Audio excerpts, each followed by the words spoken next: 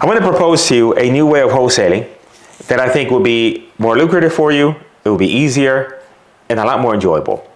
And I call this wholesaling low-hanging fruit wholesaling. Now, what is low-hanging fruit wholesaling?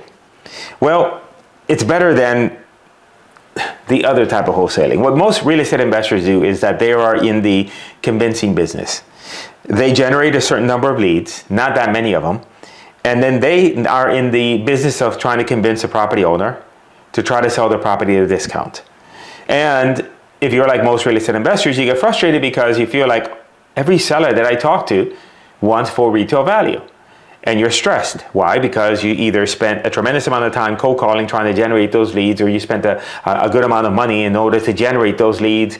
And so now there's this pressure of, I got to get a deal done, but all these sellers want retail value. Have you ever thought to consider that the problem is not that, but the problem is that you just need more people to talk to? And that rather than being in that business, a convincing business, instead being in the finding business, that's the objective here. And so the low-hanging fruit strategy is where we are cherry picking leads. We're not negotiating hard. So what does that mean? That means that in essence, if I generate 50 leads, there's going to be a bucket of those leads that I'm not even going to call. I'm not even going to waste my time. There's going to be a certain number of them that I'm going to get on the phone, and within 5 minutes, I know that this person is not going to be a deal. I'm going to cut them off. I'm going to interrupt them because they might go rambling on about their property and all this other stuff. And in the end, I'm just going to tell them, I can't help you. I got to go on with the rest of my life, and so do you. Because at the end of the day, if you generate enough leads, there's a certain number of those leads are going to be low-hanging fruit leads. Now, in order to do this strategy effectively, there's a couple of requirements. Number one is that you need lots of motivated sellers. You can't do this if you're just generating a handful of leads here or there.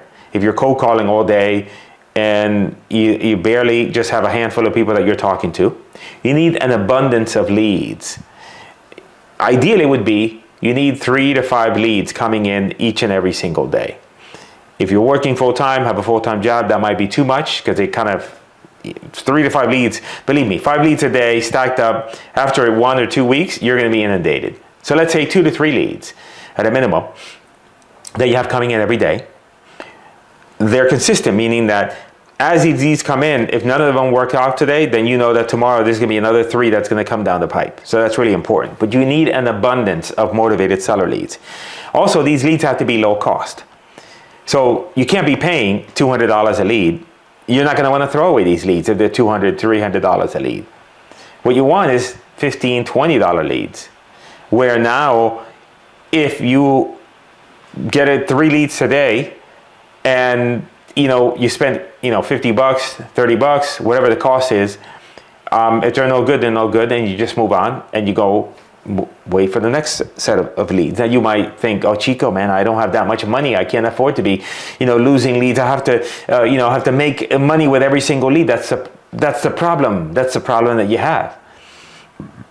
So it's more of a mindset thing. And now you need these leads to be incoming. You can't be chasing people down. You need people that have filled out a form, requested an offer from you, and now when you're calling them back, they're happy to hear from you, and it's a much, much more pleasant conversation. And the example I would give you is, out of every 50 leads, there's only going to be a handful of them that are going to be viable deals. Your objective is to try and figure out of those 50, which ones are it. And the good deals are not deals where you convince someone that is asking $300,000 and now magically, through some sales ninja tactics, you get them to accept $150,000. That doesn't happen. What happens is, and I'm going to share with you a real life example. We had a seller that was asking $320,000. This is for one of our client partners.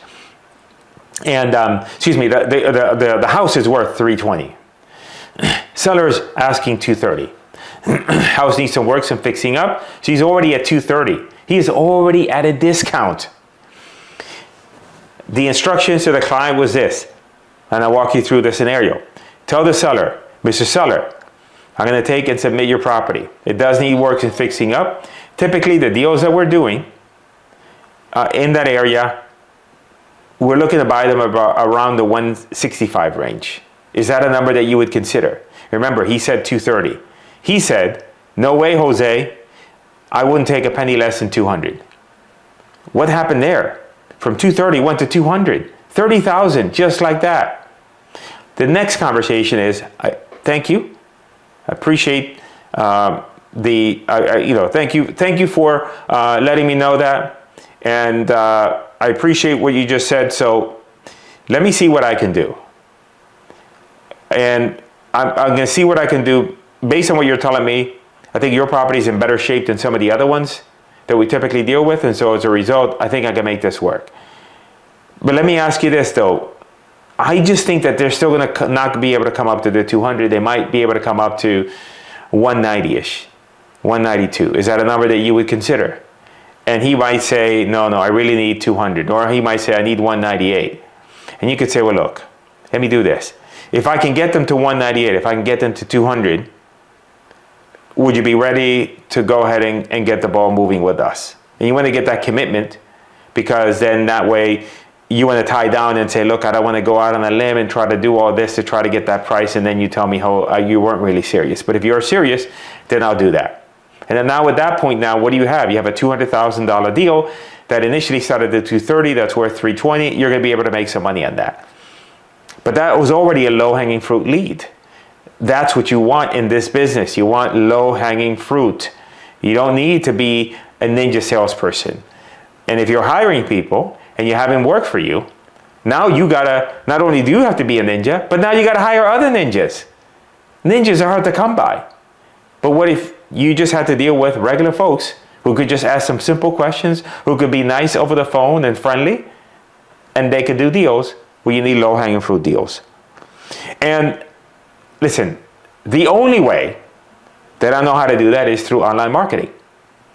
And the specifics around that is that you have to do online marketing across many states. You can't just do it in a one state or one city.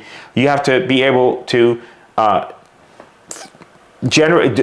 campaigns that are running across multiple states, 10 to 15 states. You're getting leads from all these different places. You're learning how to analyze those deals properly and determine in those markets that you may have never heard about before, whether or not it's a legitimate deal or not, and determine pricing. And then at that point, then be able to move through those leads quickly, because it's a sorting game. It's not a convincing game. It's a sifting and sorting game. You generate enough leads to then figure out which ones are the good deals. You get on them and you throw everything else away. You throw all of them away. Because here's the thing, if you generate 50 leads, and out of those 50 leads, let's say 5 of them are pretty good leads, and you negotiate with 2 or 3, you put 2 or 3 under contract. Let's say you can't sell all of them, so maybe 1 or 2 are the ones that end up being a deal. You might say, well, Chico, what about those other 45 deals? Can't we do like creative financing and I can do all these fancy stuff? No, you know what you do? You generate another 50 leads. That's easier than going through all these mental gymnastics and all this other, creative financing BS. Why not just get another 50 leads that then you'll find the other 1 or 2 that are great deals, and you just rinse and repeat. That is low-hanging fruit wholesaling. And I believe it should be your goal to do low-hanging fruit deals. I'll leave it with this. Some people out there might say, might look at that, and if you told them that you're doing low-hanging fruit deals and if you're throwing away all the leads, they'll look at you like as if you are an amateur, like as if you are beneath them. Why? Because they feel that you should be working hard for your deals. You should be negotiating hard, and you should be squeezing every lime and lemon or whatever you call it. Because at the end of the day, whenever you go deposit money at the bank, they never ask you how hard you work for the money. They just care that you have some. So let's focus on picking up some low-hanging fruit deals. Let's focus on being okay with there being a lot of deals leads that we just throw away. And I guarantee you that not only will you make more money, but you actually like the business a little bit more.